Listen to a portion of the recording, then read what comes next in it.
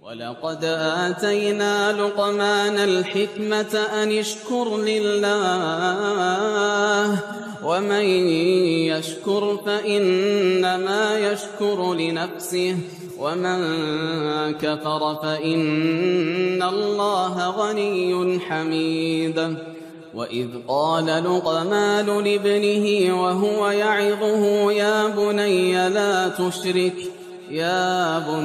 لا تشرك بالله إن الشرك لظلم عظيم.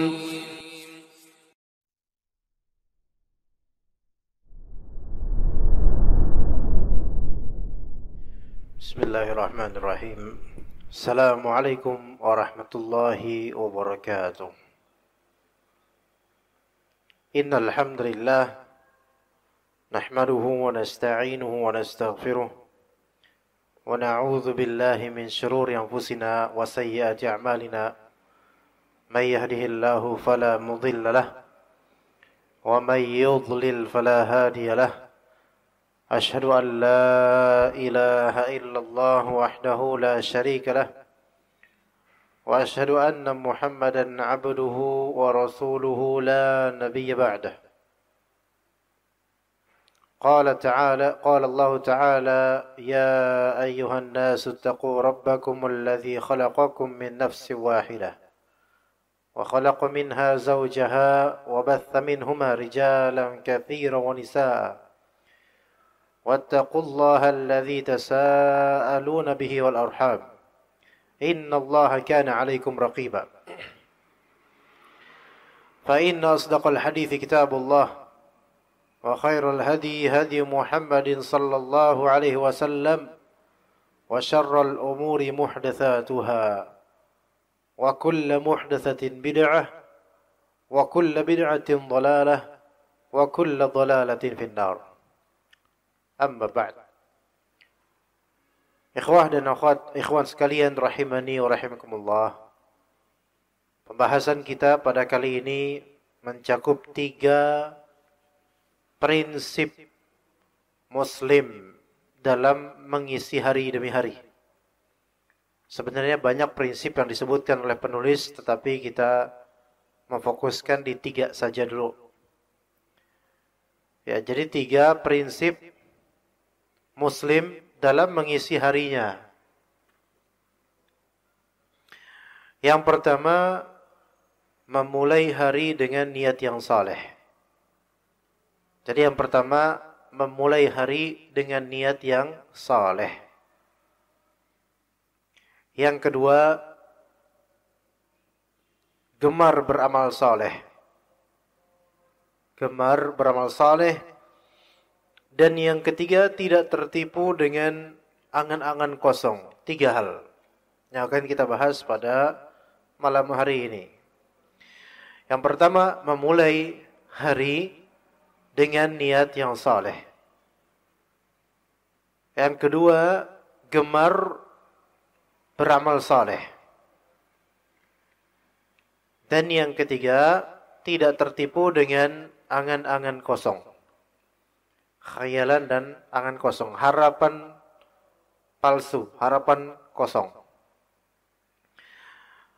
Ikhwas sekalian rahimani wa rahimakumullah. Kita ini sudah Allah Subhanahu wa taala berikan kenikmatan yang begitu sempurna. Kata Rabb kita Azza wa Jalla, ya ayyuhan nasu dzkuru ni'matallahi 'alaikum. Wahai manusia sekalian, ingatlah nikmat Allah pada kalian, atas kalian.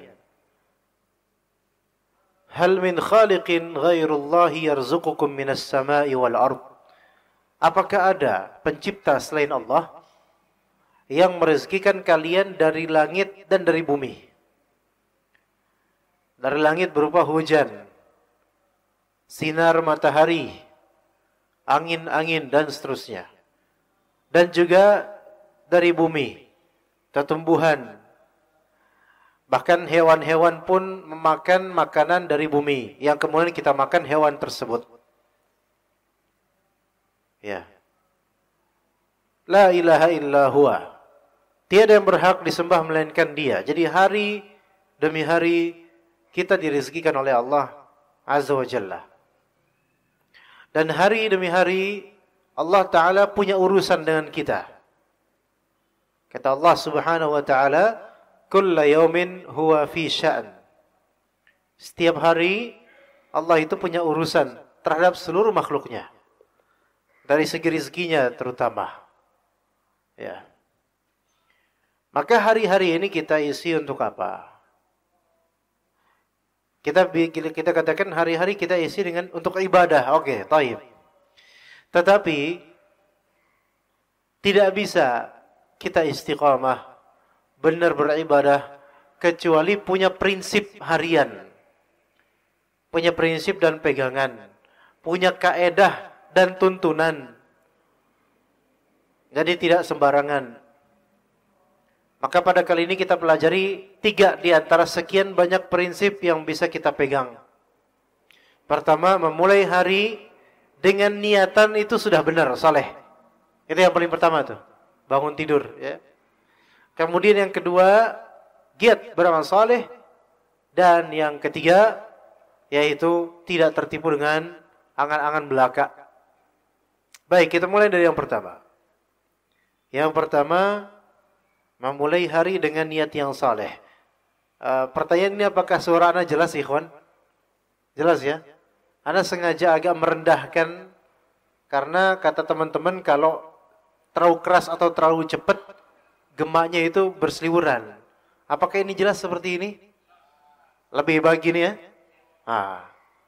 Ya alhamdulillah. Tapi antum jangan tidur kalau pelan-pelan kayak gini. Memulai hari dengan niat yang saleh. Disebutkan dalam kitab Rasulullah SAW bersabda, "Ma min kharijin yakhruju ya'ni min baitihi illa biyadihi rayatan." Setiap orang yang keluar dari rumahnya, maka di tangannya ada bendera, di tangannya ada 2 bendera. Rayatun biyadi malakin wa rayatun biyadi syaitan. Nah, 2 bendera itu ada yang di tangan malaikat 1 dan ada yang di tangan setan 1. Itu kalau dia keluar dari rumahnya. Tapi itu jika memang rumahnya terjaga dari syaitan. Yaitu kalau dia masuk, Assalamualaikum, baca doa masuk rumah. Dan di rumahnya itu tidak sering terjadi maksiat dan banyak dibaca Al-Quran, maka insya Allah terhindar dari syaitan.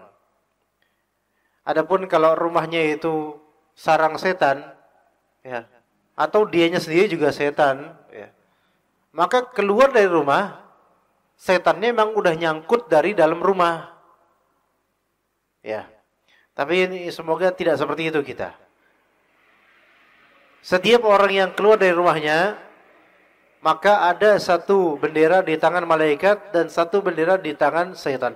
Dan setiap dari insan itu ada malaikat pencatat amal, ada malaikat penjaganya. Dan juga ada jin qarin, baik qarin asli qarinnya atau qarin tambahan. Kok bisa ada qarin tambahan? Iya. Qarin tambahan itu yaitu bisa berupa khadam, jin khadam.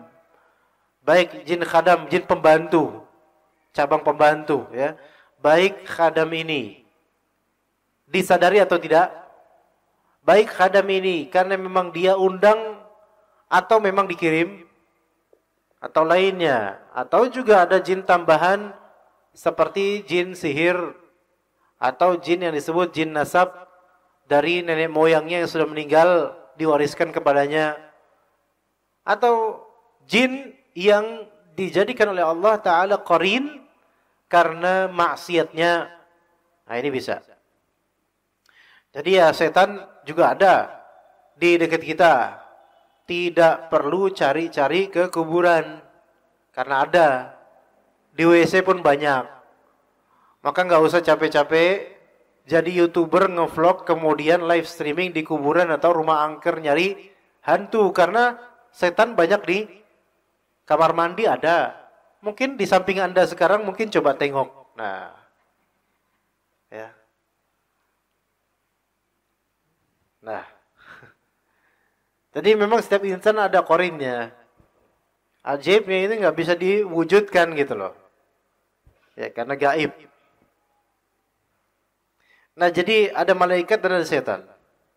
Fa in kharaja lima yuhibbullahu azza wa jalla ittaba'ul malaku bi rayatihi. Falam yazal tahta rayatil malaki hatta yarji'a ila baitihi. Apabila ia keluar untuk suatu tujuan yang dicintai Allah, maka malaikat akan mengikutinya dengan membawa benderanya dan ia terus di bawah bendera malaikat hingga ia kembali ke rumahnya. Ini gaib. Tapi wajib kita imani. Itu kalau kita keluar dari rumah untuk tujuan yang dicintai oleh Allah. Seperti salat berjamaah. Seperti majelis ilmu. Belajar, mengajar, zikir, silaturahim. Atau bekerja mencari nafkah dengan niatan menunaikan kewajiban syariat Islam. Mencari nafkah anak istri. Maka ini malaikat akan mengikutinya dengan membawa benderanya. Ini satu, ya. Kemudian dikatakan wa in kharaja lima yuskhitullaha tab'ahu asyaitanu bi rayatihi falam yazal tahta rayati asyaitani hatta yarji'a ila baitihi. Adapun jika ia keluar untuk suatu tujuan yang dimurkai Allah, maka setan akan mengikutinya dengan membawa benderanya dan ia terus di bawah bendera setan hingga ia kembali ke rumahnya. Jadi begitu, kalau keluar dari rumah niatan maksiat, niatan dugem, judi, minum khamar atau maksiat lainnya. Ya, bahkan yang terkesan ibadah tapi ternyata itu adalah bid'ah, bukan ibadah. Itu juga justru setanlah yang mengikutinya.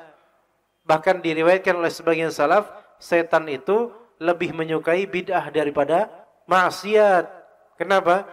Karena bid'ah itu disukai oleh pelakunya dan dianggap baik olehnya. Sehingga kans untuk taubat itu lebih tertutup. Dibandingkan maksiat, yang pelakunya itu engeh kau itu maksiat. Dan kalau dinasihati, engeh sedang dinasihati dan tahu bahwasanya ini buruk. Jadi pintu taubat itu lebih mudah terbuka. Makanya setan itu dikaitkan lebih menyukai bid'ah dibandingkan maksiat. Ya. Kalau misalnya seseorang mau melakukan istighatsah kubro. Istighatsah kubro, istilah yang kadang kita lihat di baliho-baliho jalanan. Dan bisa menyedot massa sampai ratusan, bahkan bisa 1000 lebih. Tapi kalau misalnya kita tanya ke seluruh member atau peserta istighatsah kubro, kita tanya, istighatsah itu apa? Istighatsah itu apa? Nomor 1 aja, jawab dulu. Istighatsah itu apa? Nanti ada nomor 2. Dalil istighatsah kubro yang model seperti itu apa? Dalilnya mana? Kemudian apa yang diucapkan dalam istighatsah kubro itu apa? Ya kan? Yang ada kita yang jawab aja. Istighatsah itu minta perlindungan atau penjauhan dari Allah, meminta kepada Allah penjauhan atau perlindungan dari mara bahaya atau musibah. Ya. Ini kubro, besar, akbar, besar. Itu kubro. Ya, jadi kubro itu bukan ku dan bro, bukan. Kubro itu besar, akbar. Iya. Oke. Ternyata yang datang sendiri itu nggak ngerti istighatsah kubro itu apa. Yang penting tercantum di situ ada wajah seorang Habib atau nama Habib. Sehingga esensinya itu bukan untuk ibadah, tapi yang penting ikut orang taklid buta, membebek, membeo dan selesai. Apapun nantinya itu pasti benar. Sebentar. Ya. Istighotsah itu tadinya ibadah enggak? Ibadah. Nah, namanya ibadah ada tata cara yang sesuai syariat. Enggak sembarangan, enggak semaunya, enggak berantakan juga, dan enggak bikin nyampah. Apalagi noise di malam hari. Yaitu apa? Bising di malam hari. Taib. Tapi kan nomor 3. Yang dilakukan adalah salawat, tawasul, istighotsah, wiritan, dan seterusnya. Seperti apa contohnya? Banyak. Ya Rabbi bil Mustafa. Udah rukun tuh. Baligh maqasidana. Dan seterusnya dengan banyaknya itu. Biasanya muqaddimah dalam sebagian kajian seperti itu. Kita tanya jemaah, Pak, sampean sudah hafal ya Rabbi bil Mustafa? Wiritan setiap sebelum kajian atau istighotsahan, berapa tahun lamanya? Sudah dari zaman 90-an, dari 80-an dulu. Tahu nggak artinya? Nggak tahu. Karena nggak diajarin. Artinya dan esensinya itu apa? Di situ ada tawasul kepada Nabi SAW yang telah wafat. Bahkan ada di situ bertawakal kepada Nabi SAW. Ya man aludhu bihi. Yaitu wahai Nabi yang dengan melalui engkau lah aku berlindung. Istighotsah dengan Nabi SAW. Syirik. Gimana? Minta perlindungan kepada Allah sambil berbuat syirik tanpa disadari dan diajari bertaklid pada sampai puluhan tahun gak ngerti maknanya. Coba sekarang cari itu wiritan seperti itu dan pelajari, kemudian tanyakan kepada ustadz ahli sunnah di mana letak kesalahan dari hal-hal seperti ini. Ya, gimana? Dan mereka yang datang atau kita yang datang itu niatannya apa? Mungkin ada yang pengen ibadah, ada yang pengen berzikir, tapi yang diajarin salah. Kesian. Namun karena sudah kadung cinta dengan tokohnya, kita tuturkan hal-hal seperti ini, kita perbaiki, kita nasihati, kita tuturkan yang benar, ngamuk. Karena sudah pakem. Tapi pakemnya standarnya bukan Al-Quran, hadis, atau bagaimana salaf saleh, bukan. Tapi pakemnya guru saya, fulan. Kalau kamu beda sama fulan, ya udah. Kamu bukan golongan kami gitu. Enggak seperti itu caranya beragama. Belum lagi selawat-selawat lainnya, qasidah-qasidah lainnya yang ditambah-tambah. Yang di situ ada sisi ghulu, berlebihan terhadap Nabi SAW sampai level syirik. Ini berbahaya sekali. Nah, sekarang kalau kita refleksikan ke hadis ini, keluar dari rumah untuk istighotsah kuburan. Namun yang didapati di sana ternyata kebid'ahan ada, kesyirikan ada, kemaksiatan ada, yaitu campur baur laki perempuan. Walaupun perempuannya sebagiannya pakai cadar temporary, ya, cadar sementara. Kemudian meresahkan masyarakat ada dari segi parkiran kadang-kadang. Ya, atau sampah, dan wallahi saya dan juga mungkin bapak-bapak jemaah sekalian itu pernah menyaksikan hal seperti ini efeknya. Iya. Oke, ada yang di lapangan pakai pentas, pakai masya Allah dengan penayangan dan sound system yang alhamdulillah mengalahkan konser dangdut, bagus dari segi sound systemnya. Tapi kemudian sampai jam berapa? Jam 11 masih. Apakah ada di zaman Nabi itu seperti itu? Enggak. Itu. Kemudian pada pagi harinya saya lewat, itu jalanan-jalan rakyat itu penuh berserakan sampah-sampah plastik, makanan dan ya, sampah-sampah dari teman-teman kita, saudara kita ini. Apakah yang seperti ini itu saleh atau tidak? Tidak. Lalu bendera siapa yang dipancungkan ketika itu? malaikat atau bendera setan? Setan. Tapi kan pakai baju koko. Lah, ya saya pakai baju koko, Anda juga pakai baju apapun itu enggak langsung serta-merta jadi benar. Pakai sorban enggak serta-merta langsung jadi alim dan masuk surga. Kalau misalnya pakai sorban itu langsung masuk surga, semua orang sekarang pakai sorban, Pak. Itu. Kemudian tanya kepada teman-teman kita ini. Doa istighatsah yang sesuai dalil ada enggak? Maka mereka akan mengatakan enggak perlu dalil. Atau enggak usah tanya dalil. Kenapa? Karena oleh guru-gurunya tidak diajarkan dalil. Beragama itu ikut saya, bukan ikut dalil. Nah, kalau ada dalil alhamdulillah, kalau enggak ada dalil ya udah kita cocokin aja. Oke, sekarang ngerti gak Mas doa zikir pagi petang? Pernah dengar sih? Yo, pernah dengar. Oke. Di situ ada doa istighatsah yang setiap hari dianjurkan kita ucapkan. Contohnya apa? Ya Hayyu, Ya Qayyum, birahmatika astaghits. Astaghits istighatsah. Aslih li sya'ni kullahu wa la takilni ila nafsi tarfata 'ain. Kalau mau istighatsah sesuai sunnah, setiap hari bisa. Tanpa perlu ada majmu'ah dan kumpulan masif yang meresahkan sebagian masyarakat. Yang mana yang keresahan ini terganggu ini, mau protes orangnya banyak. Entar kita dikira anti selawat. Mau protes Pak RT udah dibayar. Mau protes ke Pak RT udah kena duit. Mau kita marah-marah, entar dikira kita nggak punya agama. Emang kayak gini agama Islam? Nah kan gitu. Sementara yang benar-benar sunnah tidak dihafal, tidak diamalkan, padahal 1000 kali lebih mudah. Bayar enggak? Pakai ongkos enggak? Enggak. Naik angkot enggak? Enggak. Harus pakai seragam tertentu enggak? Enggak. Baca aja itu ya Hayyu ya Qayyum birahmatika astaghits.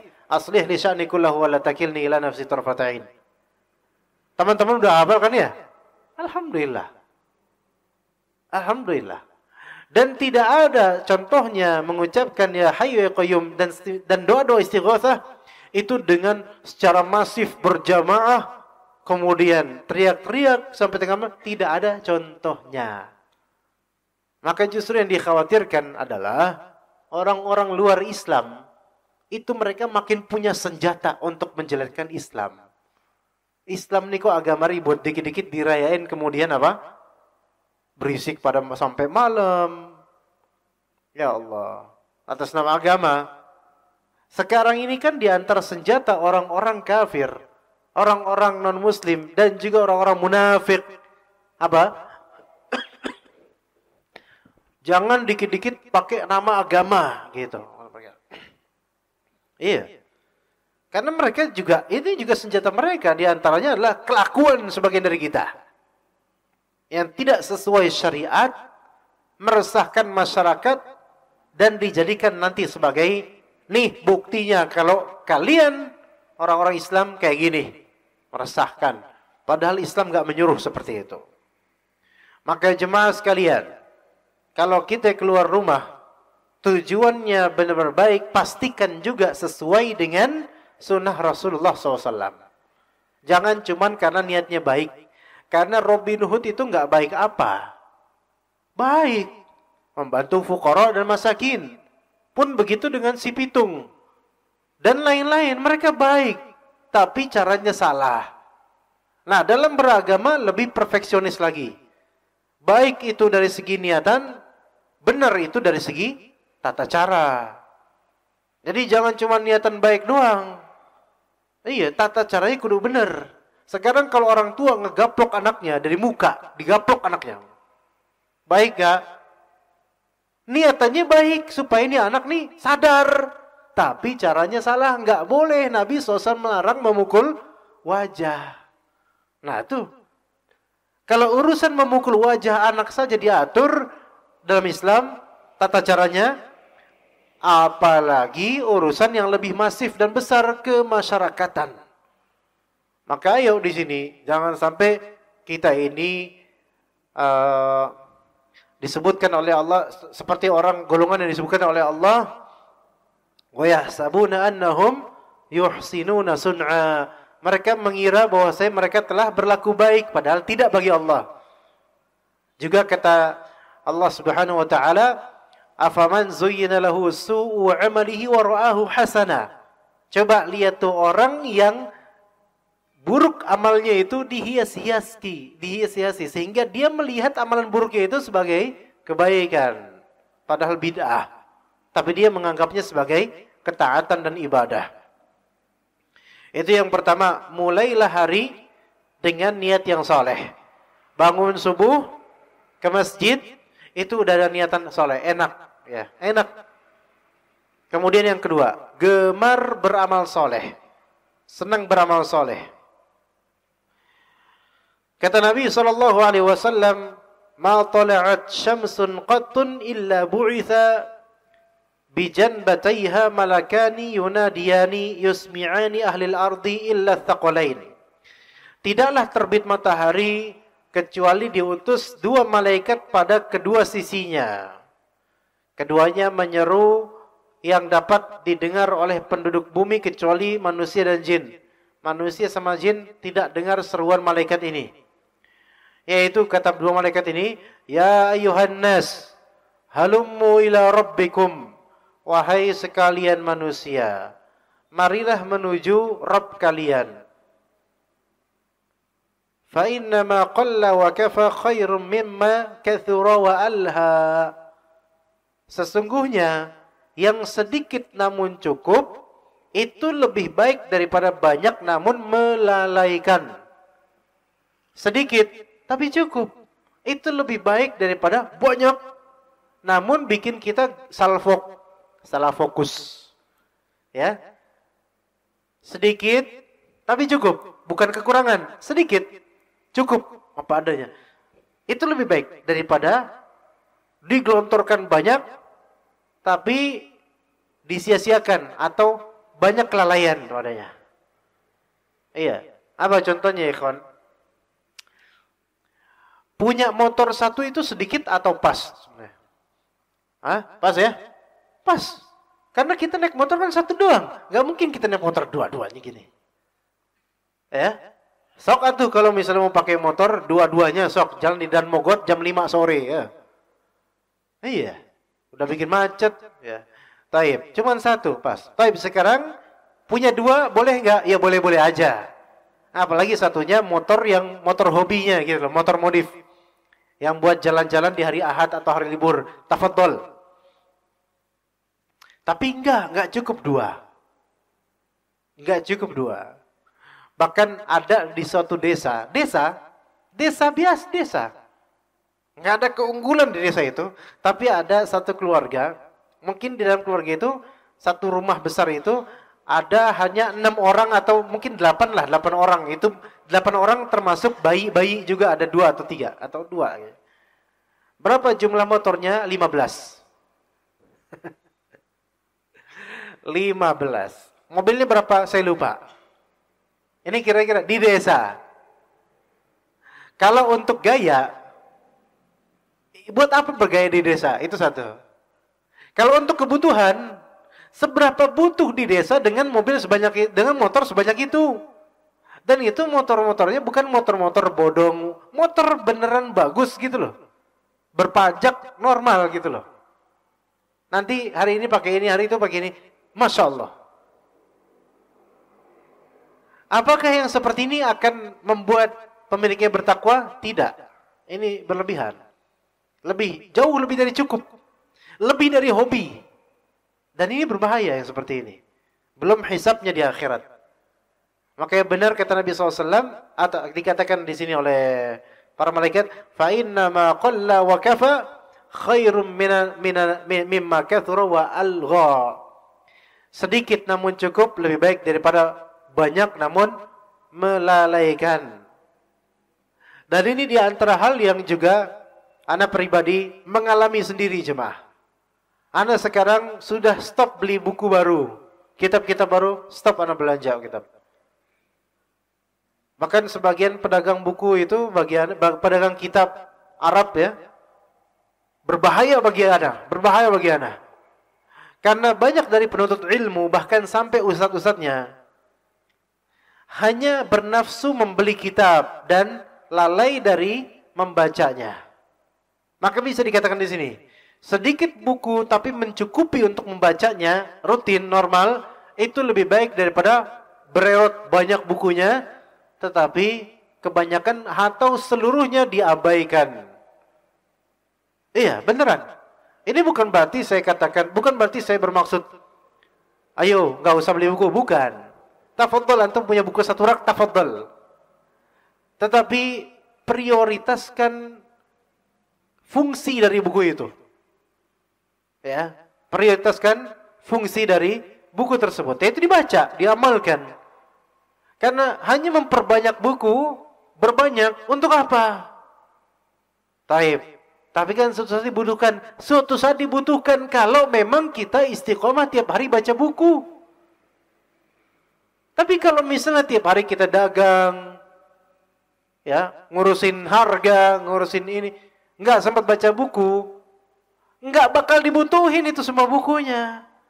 Makanya apa? Kembali ke track basic secukupnya. Sepentingnya aja gitu loh. Apa yang memang kebutuhan kita dari kitab, udah itu yang kita beli. Koleksi boleh beberapa judul lah. Tapi jangan terlalu banyak sehingga kita lalai. Akhirnya, jangankan sebagian kecil dibaca. Tidak sama sekali akhirnya lama-lama. Karena khawatirnya nafsunya hanya di apa? Hanya digemar membeli, gemar memperbanyak. Ingat kata Allah Azza wa Jalla, Alhaakumut takatsur hatta zurtumul maqabir. At-takatsur itu adalah cuman gemar memperbanyak saja. Gemar memperbanyak saja tanpa memanfaatkan fungsinya, gemar memperbanyak saja tanpa memanfaatkan fungsinya, ini melalaikan. Seperti gemar memperbanyak harta, tapi tidak memfungsikannya untuk akhirat, ini pasti melalaikan. Iya. Bahkan hal yang bagus sekali yaitu kajian. Gemar memperbanyak kajian. Tapi tidak difungsikan sejatinya kajian itu buat apa? Buat dihadiri, buat diamalkan. Enggak difungsikan, penting banyakin dulu aja. Maka pasti banyak kelalaian di situ. Iya. Ini bukan berarti udah ya kajian sedikit aja, ya enggak juga ya. Kebutuhannya gimana gitu? Kebutuhan masyarakat nih gimana? Jadi hati-hati, ya. Alhaakumut takatsur, sikap memperbanyak saja tanpa memanfaatkan fungsinya, ini dikhawatirkan masuk ke dalam kelalaian sampai kemudian kalian mati baru kalian sadar bahwasanya semua ini tidak berarti. Iya. Kemudian dikatakan oleh para malaikat di sini atau dikatakan oleh Nabi SAW, wala abad syamsun qattun illa bu'itha bijanbatayha malakani yunadiyan yasmi'ani ahlil ardi lathaqalain. Dan tidaklah terbenam matahari kecuali diutus juga dua malaikat pada kedua sisinya. Kedua sisi matahari itu. Malaikat itu berkata, dan terdengar kecuali oleh manusia dan jin nggak bisa mendengar.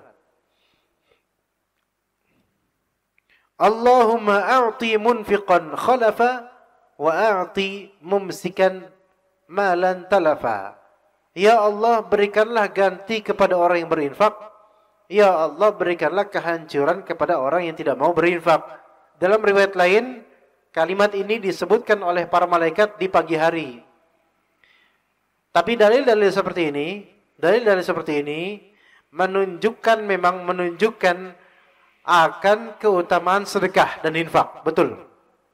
Yaitu Allah akan berikan ganti kepada orang yang berinfak. Ya.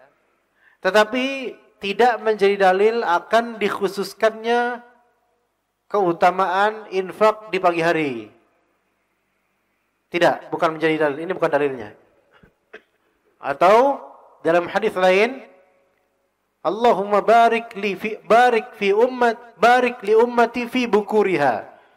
Ya Allah, berkatilah umatku di bukur, yaitu bukur tuh early time. Early time itu waktu awal-awal. Tetapi dalil ini pun tidak dikhususkan sedekah. Melainkan waktu-waktu awal ini nggak mesti pagi. Termasuk misalnya mau menjelang maghrib, kita datang ke masjid sebelum maghrib. Ini termasuk bukur, mubakira, yaitu datang awal. Masuk berkahannya. Jadi enggak mesti pagi hari, walaupun banyak aktivitas lebih afdol di pagi hari. Kalau startnya udah bagus, insya Allah di tengah-tengah, insya Allah lebih mudah, kan gitu. Tapi tidak khusus. Namun bukan berarti pula nggak boleh sedekah pagi, bagus. Malah itu udah mencuri start ya. Saat orang-orang masih ngorok, dia udah sedekah. Alhamdulillah, nggak masalah ya. Baik. Jadi tadi Allahumma a'ti munfiqan khalafah. Ya Allah, berikanlah ganti kepada orang yang berinfak. Khalafah isi ganti, gantinya dari Allah untuk orang yang berinfak. Ini wajib diimani. Juga dapat pahala 10 kali lipat. Bahkan bisa lebih dari itu, terserah Allah. Hanya saja perlu dipahami baik-baik. Bahwasanya perlu dipahami 1 dan 2 poin. 2 poin yang harusnya. Pertama, ganti dari Allah terhadap infak kita itu tidak mesti berupa uang atau materi.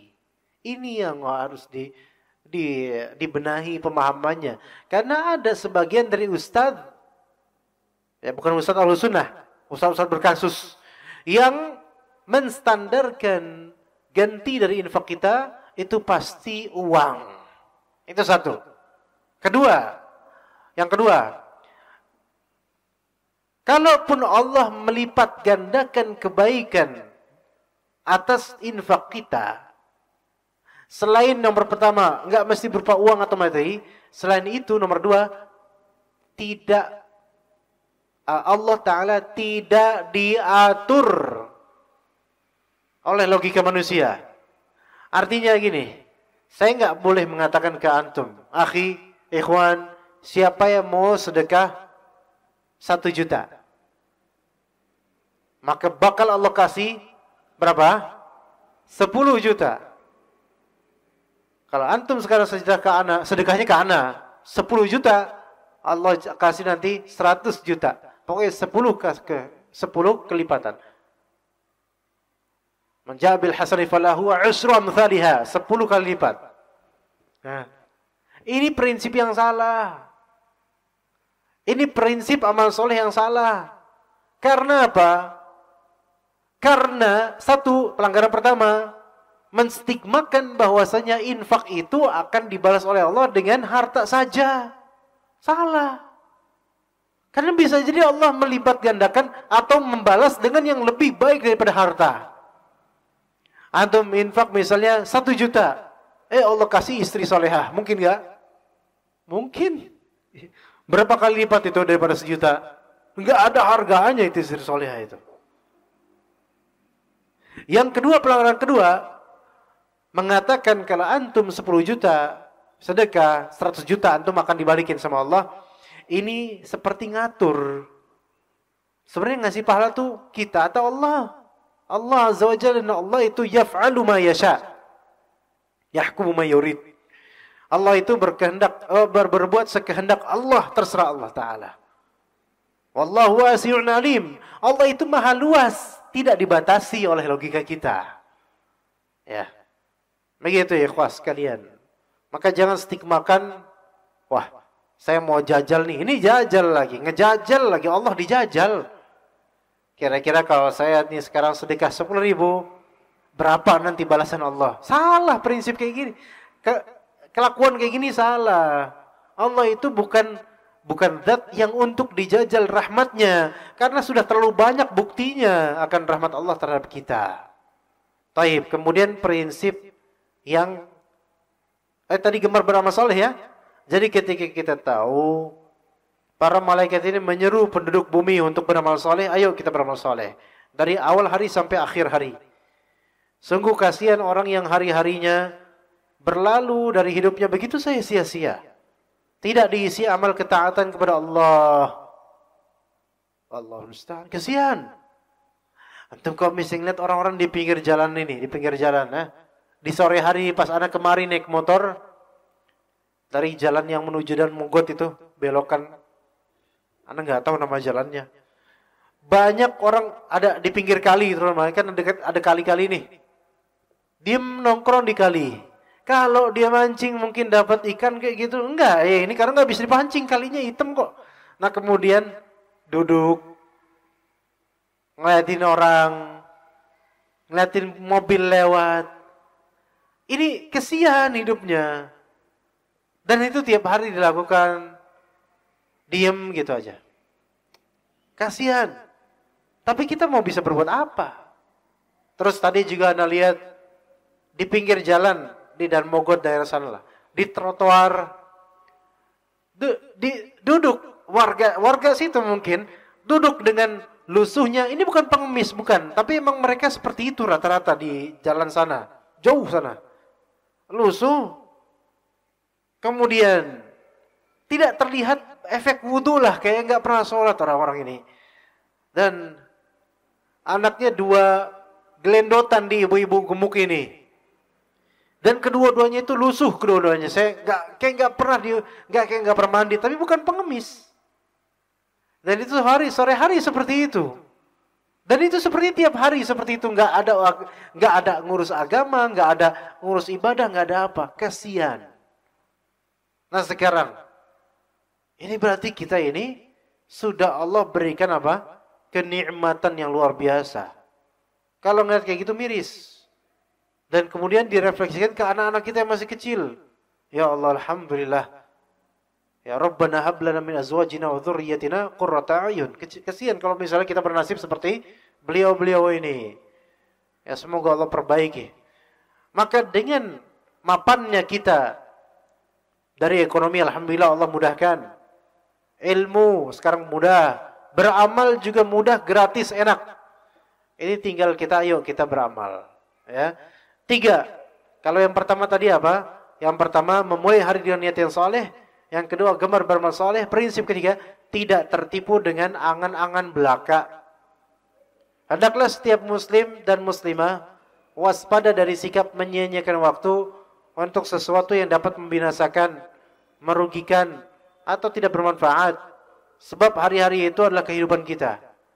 Jika satu hari berlalu, hilanglah sebagian dari kehidupan kita. Karena itu, bersungguh-sungguhlah dalam mengatur waktu dan memanfaatkannya untuk hal-hal yang bermanfaat. Terlebih lagi apabila ia adalah seorang pelajar ilmu syar'i. Imam Ibnu Jama'ah rahimahullah berkata, hendaknya seorang penuntut ilmu bersegera memanfaatkan masa mudanya dan seluruh waktu dari umurnya untuk memperoleh ilmu. Janganlah ia tergoyahkan dengan tipuan angan-angan kosong dan menunda-nunda. Karena setiap saat dari umurnya akan berlalu. Tidak akan pernah kembali umurnya itu. Dan tidak dapat diganti. Ini masjid atau mana? Masjid sini. Ini masjid. Ini kita kajian gimana? Anda nggak habis sisa, Anda nggak ini? Selesai sampai sini ya? Taib. Lanjutin sampai mana? Sampai sini aja. Ini udah azan nih sekarang nih. Taib, kalau begitu kita cukup sampai sini, ya. Tapi di sini kesimpulannya adalah setiap orang tua akan bertambah tua dan badannya melemah, namun hatinya senantiasa muda di atas 2 kecintaan. Walaupun tua, tapi ada kemudaan di hatinya itu, panjang umur dan cinta harta. Maka hati-hati. Ya, ini 3 hal yang bisa kita sampaikan pada malam hari ini. Karena sekarang isyaknya jam segini, jadi anak khawatir terlalu malam ke rumah, jadi anak cukup sampai sini aja insyaallah. Kita bertemu nanti pada bulan depan insyaallah taala.